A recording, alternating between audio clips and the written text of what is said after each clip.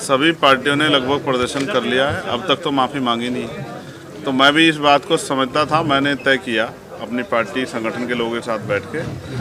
कि इस बार इसका परमानेंट सोल्यूशन ढूंढना है। जिस सत्ता के नशे में भारतीय जनता पार्टी के लोग इस देश के संविधान को और महापुरुषों को अपमानित करने का काम कर रहे हैं, वो सभी महापुरुष जिन्होंने इस संविधान के निर्माण में योगदान दिया और उनमें जो हमारे गुरु भी हैं बाबा साहब अम्बेडकर, उनका अपमान करने वालों को हम इस बार बहुत मजबूत सबक सिखाने के लिए तैयारी कर रहे हैं। सर, जिस तरह से इस अपमान पर सभी विपक्षी दल जो है वो बोल रहे हैं और बीएसपी का भी एक विरोध प्रदर्शन 24 को हुआ, भीम आर्मी अब तक खामोश क्यों है?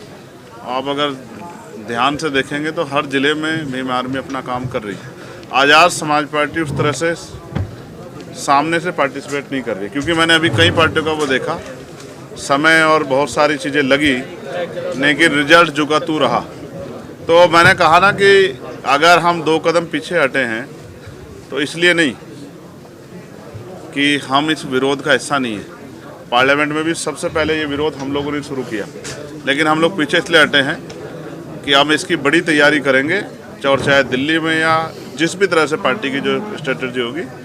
ऐसा मजबूत जो है विरोध दर्ज कराएंगे कि सरकार के पैर उखड़े। प्रधानमंत्री ने क्रिसमस के मौके पर कहा है कि दुनिया में कहीं भी हिंसा होती है तो मुझे दुख होता है, इस पर क्या कहना है? प्रधानमंत्री तो बहुत अच्छी बातें कहते हैं, काश उनका किरदार भी ऐसा ही होता। सर, अमित शाह जी ने बात जिस तरह के हालात हैं इस देश में, आज जिस तरह का जुल्म हो रहा है, जिस तरह से इंस्टीट्यूशन को कुचला जा रहा है, जिस तरह से राइट्स जो है उनका वायलेशन हो रहा है, जिस तरह से, और मुझे आज यहाँ बैठ के कहने में कोई हर्ज नहीं है, जिस तरह से लोगों में भय का माहौल बन गया है, ये हम लोगों के ऊपर भी एक सवालिया निशान है कि हम लोग, हमारा विरोध, हमारा संरक्षण उनमें हिम्मत क्यों नहीं पैदा कर पा रहा। हम अपनी इस कमी को दूर करेंगे और आने वाले कल में एक मजबूत आवाज़ जिस तरह पार्लियामेंट में, उस तरह सड़कों पर भी लाने का काम करेंगे कि सरकारें तानाशाह ना हो, सरकारों के दिमाग खराब ना हो। सर, अमित शाह जी बाद में कह रहे हैं कि वो सपने में भी बाबा साहब का अपमान नहीं कर सकते। अच्छी बात है, होना चाहिए,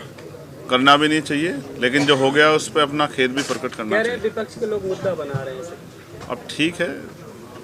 अब अमित शाह जी जो कह रहे हैं वो जानते होंगे,